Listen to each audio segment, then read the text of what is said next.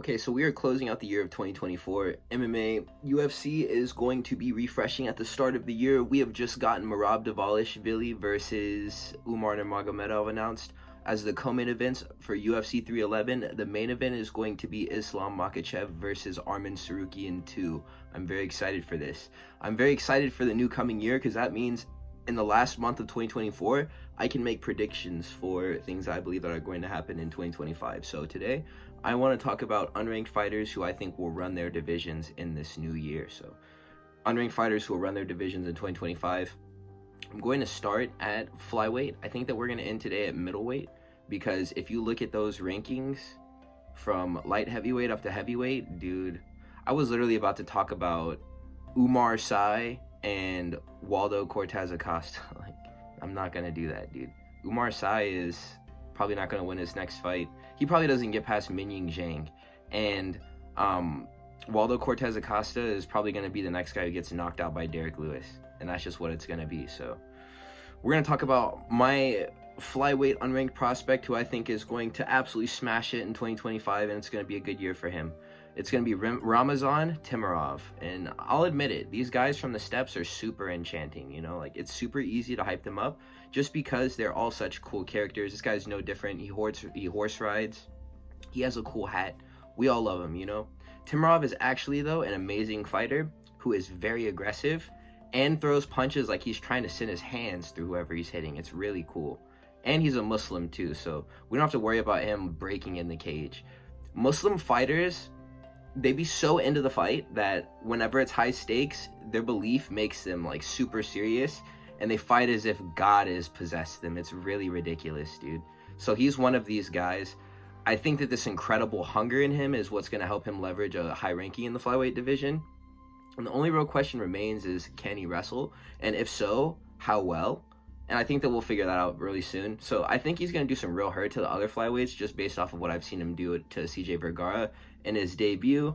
And I'd mentioned Joshua Van in this spot instead of Ramazan Timurov, but I think after 310, he's going to be ranked whenever he fights Cody Durden. So that would make him top 15. It wouldn't even really make sense for this video unless I uploaded it like right now. So I'm just going to like hold that onto this because it's supposed to be going into 2025. He has the potential to become ranked. I really hope that Ramazan will eventually be able to catch up to Van so that we can see this under the radar prospect fight. I mean, it won't be an under the radar prospect fight because, again, I'm assuming that Joshua Van will be ranked after this weekend. In that match, I'd have to side Van just because we've seen more of his abilities, but that's literally like choosing my favorite child. So I believe in Timurov more than any other unranked fighter aside from Joshua Van right now, but stated my reservations there. That's gonna move us on to Bantamweight, where we're gonna talk about who else but Peyton Talbot, man. I have not forgot about this guy, and his last fight was not memorable at all because it ended so quickly. And his opponent, Yanis Gamori, he's not even in the UFC anymore. So I wanted to mention Vinicius Oliveira, the guy who beat up Ricky Simone and got that crazy flying knee knockout too. But in all honesty, he's probably more entertaining and fun to watch than he is someone who I would view as champion or even top 5 material. I think Peyton Talbot could be champion, man. And I'm not even alone in saying that. It's not even a crazy take. So he's plenty fast, he's very powerful, and he fights with the intent of leaving the octagon early every time. He's not measuring his like power or output to make sure that he could win a decision or anything. He's trying to get out of there, and that's why we all like him. None of his strikes are thrown just to score, dude. Like, his feeling out process at the beginning of a fight, it doesn't even exist, and he just sits down on all of his shots, bell to bell. It's amazing, dude. We all love Peyton Talbot because of the way that he fights. I think he's too mean and will probably flash KO most of the contenders that they give him leading up to this fight where he finally gets a ranked matchup. So Talbot, again, hits insanely hard, and this is definitely going to be a dude who will brutally finish many people in the year 2025, and I think that we can all count on that. That's going to move us up to featherweight. The guy that I want to talk about for this division is going to be our boy, my boy at least, Youssef Zalal, man. And this is definitely a career resurgence of the year, I think. And it may very well be the greatest career resurgence of all time if he can just keep it going for a little while longer. He went 3 rounds with Ilia Topuria and didn't get hurt very badly at any point in this fight. He was almost Darce choked, but I mean, who cares? He made it to the scorecards. And he's been winning lately, and he's finishing these fights, dude. So he has great IQ. He makes decisions that have been leading to his opponents getting dropped and subbed left and right. He's been dropping and subbing everyone. I like his activity, and I like his speed and power, and his grappling is also very good. So he's a very well put together fighter who doesn't specialize in one thing particularly. He has a very similar style to someone like Dan Ige, but in terms of ability, he's similar to him. I just think he's a lot smarter than Dan Ige is. So, and he's a better grappler too. So he knows exactly when his opponent is hurt or tired enough to begin the finishing sequences. And from these, he can get really clean and brutal wins. So I'm very excited to see what he will end up doing. Yusuf Zalal is my boy, another Muslim brother. Shout out to you, man. And I mean, dude, if we're being real, I have enough faith in Yusuf Zalal to say something like, if it was him fighting Bryce Mitchell instead of Kron Gracie this weekend at UFC 310, I think he'd win that fight. I think he'd probably knock Bryce Mitchell out. And I think that there are a lot of ranked fighters at featherweight right now that he could win a fight against. There's a lot of them that he would lose to, but he could probably win a fight against a lot of these guys. I think that him and Yair Rodriguez is kind of up in the air after what we've seen out of Yair Rodriguez and what we've been seeing from Yusuf Zalal. Like, I'm not just going to say that Yair just steamrolls him. Even Brian Ortega, dude, honestly, at this point, I know that he's going to be a lightweight from here on, but Yusuf Zalal is him. So that's going to move us up to lightweight, which we were just talking about.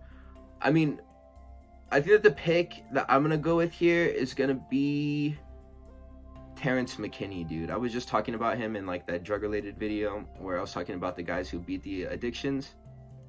I'm not really sure if he's still smoking cheech, but if he is, he seems to have it under control now. And I believe in him. He just got re-signed, 4-fight contract. That'll last him the whole year, maybe some more time after that. I'm excited to see what kind of performances he'll put on. I think that Mateusz Rebecki, Ludovic Klein, and Gene Silva are all going to be on their way up in this division as well, but I've spent enough time glazing Gene Silva and the Fighting Nerds. There's not a doubt in my mind that Mateusz Rebecki will be right up there with him. Ludovic Klein may have the hardest time getting a high ranking just because he low-key went life and death with Roosevelt Roberts in his last fight. But I'm going to say Terrence McKinney, bro. I'm going to vote for him to have the craziest career resurgence that anyone's ever seen. So I remember at a time whenever he's still winning, I used to view any fight that he would have as one where I was guaranteed to see him violently knock someone out. I would be like, okay, a Terrence McKinney fight's happening this weekend. Yeah, we're about to watch a brutal KO. He's about to sleep this guy. And he did every single time. And then it kind of stopped at the Drew Dober fight. And then things kind of like the wheels started turning the other way. But he almost knocked out Drew Dober in that fight. He was so close, dude. It was just too much gas at the beginning and he got tired. But now that he's losing, he still doesn't ever go to decisions. And that's the craziest part. That's probably why they kept him. And so now his fights consist of him having big moments throughout the first minute and a half, 3 minutes of round one, and then just getting knocked out at the end for his efforts. And try he does, you know. It just seems like his chin wasn't in a good state. So they re-signed this guy. He said that he got his wisdom teeth removed, so he's able to take punches better. I really think that, you know, like, teeth matter, you know. As we saw in the Whitaker and Hamzat fight, or even the Perry fight with Luke Rockhold and BKFC, the second that a strike gets through and damages someone's, like, teeth, the fight is over. Or hurts their mouth enough, like, in general, this area, you can't get injured there and continue to fight. And it makes a lot of sense, too. Mouth pain is the worst. So, he has a lot of power. And I think that he understands that he got re-signed by the skin of his nuts after losing 4 times. And I think that he will be fighting like he's going to be, like, trying to keep his job now. So, that's going to matter. I just want to see him get back to knocking people out, man. Do I think he'll become champion? No. But, I mean, I don't know, dude. I don't know. I feel like with that level of power, if he just shores up his striking, he's already a great grappler. Maybe he could do it, man. It's not like he couldn't knock anyone in the division out. It's just, will he do it? And that's what I want to know. So that's my pick for lightweight. Going on to welterweight, we're going to talk about Brian Battle. Okay, so we watched Brian Battle go from Pooh Bear, who was like this puffed up 185er, and he was pretty underpowered for this weight class too, to the Butcher, man, at 170, and he's retained that massive frame, and he really gains competitive advantage over the 170-pound fighters that he matches up with now versus what he used to look like at 185. He was just really soft at middleweight. It didn't really make sense for him to fight there. And so one thing that's special about him is that he quietly made the decision to go down weight classes in between, or right after a fight that he had won. So he beat Gilbert Urbina, and then he beat Tresean Gore, and then disappeared for a little bit, and then came back and he was a welterweight. And he wasn't Pooh Bear anymore, he was the Butcher. And that was already super cool. And he's been winning emphatically lately, dude. His wins over Angelusa? No, Kevin Giussette, bro. And like that other Brazilian guy, my gosh, they were just trading in the pocket, and he literally just stood there and ate just a check hook from Brian Battle and went to sleep. And like, he has great power in this division, and it's really fun to watch him fight because he's also very aggressive. As far as him as a 185er, he would beat up all the trash middleweights in the division. And I think that he understood that whenever he would get into like the Drickuses and the Stricklands and the Izzies, they would hurt him badly and display that he doesn't belong at 185. So it was a right call for him to go down to welterweight. And I think that he can hang in the top 10 in this weight class.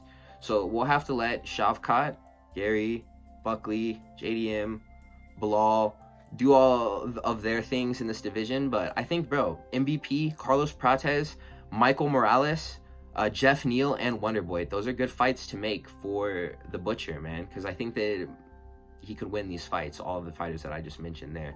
I think that at the very least he has competitive matchups with all of them. And I don't think that he's displayed maybe like the level to beat a Kamaru Usman or Bilal Muhammad right now. But in time, I don't doubt that he'll get there. And I think that he'll have a year like Buckley had this year, next year. So that's what I got my money on. The last guy that we're going to talk about is the 185er who's not ranked currently, but will possibly soon be there, Reinier de Ridder. So I'm not too sold on this one, just because he has lost in the PFL to the triple champ twice in that division. His name is like Malakin or something. And both of those defeats were pretty embarrassing. And he definitely looked like Drickus 2.0 in his last fight against Gerald Meerschaert. And he was windmilling his punches. And they were sometimes hurting Gerald, but most of the time they weren't. It's like he's rolling a 20-sided dice every single time that he throws a strike just to see how much damage he's going to do on his shots. He was lulling me to sleep with his very sloppy looking like paw taps that he was landing throughout this fight. He ends up shooting some takedown. His chain wrestling is really good, and his subs are really good too. And he took the back and then transitioned to an arm triangle and finished the fight over Gerald Meerschaert after he had low-key been down like at a few moments throughout it. But it was, again, very competitive. Run this division? I don't think so. But if you match him with a guy like Chris Curtis, or maybe even Paulo Costa, or Brendan Allen, or Imavov might honestly do bad things to him. Maybe Abus, you know? I think that fighters like those dudes, I think he could win fights against those people. But if we're talking about guys like, you know, Kyle Baralho, Anthony Hernandez, or even like Jack Hermanson, dude, I think that they would give him problems and they'd probably beat him up. So, I mean, he's got to pick his fights, but I think off the strength of his size and grappling ability, I think he'll be able to win some fights in this division. So, I'm going to cut the video here just because, like I had said before, I do not want to talk about Umar Sy and Derek Lewis. Thank you guys for watching up until this point. I have more content planned. I'm very excited for 2025 already, just because of the fact that we do have the main and co-main for UFC 311 announced already. I think we have like Amanda Ribas and Mackenzie Dern on a fight night that's coming up after that too. I don't really care. Nobody cares. But yeah, man, it should be a good year of fighting. I'm excited for another year of my life and all of your lives too. We should all be excited, man. We get to keep living, dude. The sun's gonna rise tomorrow. So yes, please like, comment, and subscribe. Have a wonderful day. I will catch you fellas in the next one. Peace out.